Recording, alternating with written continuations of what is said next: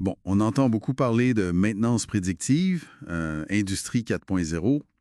Ça sonne un peu comme la recette magique, tu sais, pour plus avoir de panne dans nos shops au Québec. Hmm. Mais est-ce que c'est si réaliste que ça, là, pour la majorité des PME manufacturières d'ici? On va jaser de ça aujourd'hui. Oui, puis c'est une excellente question. On a justement quelques réflexions, des textes qui viennent un peu challenger ça. L'idée que la maintenance prédictive avec l'intelligence artificielle, ben, c'est peut-être pas aussi simple à appliquer sur tous les planchers d'usine. C'est ça.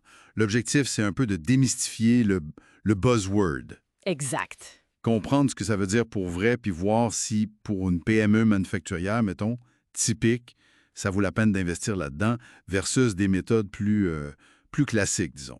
Essayons d'y voir un peu plus clair. Parfait. Bon, pour commencer, la maintenance prédictive, l'idée, c'est simple. Anticiper une panne avant qu'elle arrive. Souvent, oui, avec des capteurs, des données. Mhm. Mais l'idée de base, faut savoir, c'est pas si nouveau que ça. Dans les années 70, on en faisait déjà d'une certaine façon. Ah oui? Vraiment? J'aurais pas pensé. Comment on faisait ça dans ce temps-là, sans IA puis toute la patente? Ben, c'était plus artisanal, si on veut. Les techniciens, ils prenaient des stéthoscopes. Des stéthoscopes, comme les médecins? Oui, carrément, pour écouter les roulements, les bearings dans les machines. Si ça vibrait de plus en plus fort de mois en mois, ben, ils pouvaient comme extrapoler puis dire « Oups, attention, celle-là, elle s'en vient. Dans 2 mois, elle risque de lâcher. D'accord. » Fait qu'on changeait la pièce avant qu'elle pète. Ça, c'est de la prédiction, puis ça marche encore très bien pour des choses spécifiques, sans avoir besoin de gros algorithmes compliqués. Je vois le genre. OK. Mais aujourd'hui, le gros hype, c'est vraiment autour de l'IA, le fameux machine learning, cette capacité des systèmes à apprendre tout seul avec les données. Mhm. On nous dit que ça peut analyser des tonnes de données pour prédire des bris beaucoup plus complexes. C'est là que ça devient intéressant, non? C'est là que le discours s'est, disons, un peu emballé. Puis c'est vrai, attention, ça donne des résultats vraiment impressionnants dans certains secteurs très pointus. Comme quoi, par exemple? Ben, pense à l'automobile ou au parc d'éoliennes. Pourquoi ça marche si bien là? C'est parce qu'ils ont des milliers, voire des millions de machines identiques, super standardisées. OK. Ça génère une quantité phénoménale de données très uniformes. Puis là, les algorithmes, ils ont de quoi manger, tu sais. Ils peuvent apprendre, trouver des patterns fiables. Oui, mais ça, c'est pas la réalité de la PME manufacturière moyenne au Québec, pantoute. Exactement. Chez nous, là, on a souvent un parc de machines très hétéroclite, utilisées chacune différemment. C'est pas mal plus mêlant comme portrait. C'est précisément ça le nœud du problème. La plupart du temps, dans nos usines, on manque de données. Ou alors, les données qu'on a sont pas assez propres, pas assez constantes. Fait que l'IA, elle a beau être puissante, si tu lui donnes pas assez de bonnes informations, elle peut pas vraiment sortir une prédiction qui a de l'allure. C'est un peu comme essayer de reconnaître une photo où il manque tous les pixels au milieu.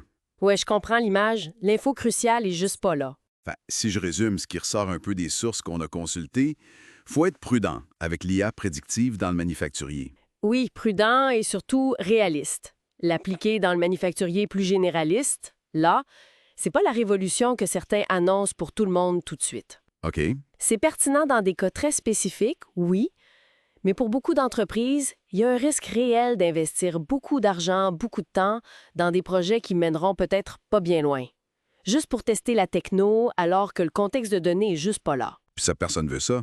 Jeter de l'argent par les fenêtres. Ben non, c'est sûr. Donc, si l'IA prédictive, c'est pas la solution miracle pour tout le monde, c'est quoi les alternatives qui, elles, fonctionnent bien pour vrai? Bon, il y a l'option qu'on veut éviter à tout prix, le mode pompier, réparer quand ça casse. Ça, on s'entend, c'est le pire. Oui, ça coûte une fortune en arrêt imprévu, ça crée le chaos dans les horaires, les livraisons. On veut vraiment sortir de ça. OK. Puis après, il y a la maintenance préventive. La bonne vieille méthode de changer les pièces à intervalles réguliers. Exact. Puis ça reste hyper efficace. La beauté aujourd'hui avec les machines qui sont de plus en plus connectées, c'est qu'on peut rendre cette maintenance préventive encore plus intelligente. Comment ça? Bien, au lieu de changer une pièce, mettons, à tous les 6 mois, peu importe comment elle a été utilisée, Mhm. on peut maintenant souvent la changer en fonction de son utilisation réelle, grâce aux données qu'on peut collecter. On a enfin le kilométrage de nos équipements, si tu veux. Intéressant. Une machine qui roule 24/7 a sa maintenance avant une autre qui sert juste une fois par semaine. Ça, c'est beaucoup plus accessible, ça se planifie bien, puis ça minimise l'impact sur la production. Pour beaucoup d'entreprises, c'est vraiment la voie à privilégier. Puis on peut suivre ça comment? Avec des indicateurs simples? Oui, tout à fait. Avec un bon suivi des indicateurs comme le TRS, le taux de rendement synthétique, pour voir comment la machine performe vraiment, ou le TRG, le taux de rendement global, ça donne déjà une très bonne idée de la santé de l'équipement. Ça parle. D'accord. Puis la maintenance prédictive plus classique, là, avec les vibrations et tout ça. Ça reste tout à fait valide et très efficace pour des problèmes bien identifiés, comme les roulements qu'on mentionnait tantôt. Ça ne demande pas une infrastructure d'IA complexe pour faire ça. C'est un outil de plus dans le coffre qui a fait ses preuves. Bon, fait que, si on essaie de résumer tout ça, l'IA en maintenance prédictive, c'est pas un mythe. Ça existe, ça marche.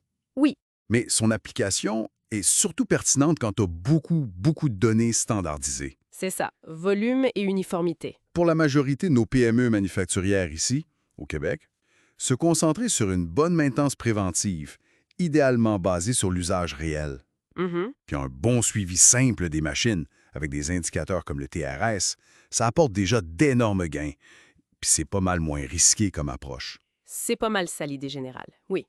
Avant de sauter sur la dernière bébelle techno à la mode, ça vaut vraiment la peine de regarder ce qu'on peut faire de solide avec les bases. Avec les données qu'on a déjà ou qu'on peut aller chercher assez facilement. Maîtriser les fondamentaux avant de viser la prédiction absolue, quoi. Exactement. Puis ça soulève une réflexion intéressante peut-être pour finir, là.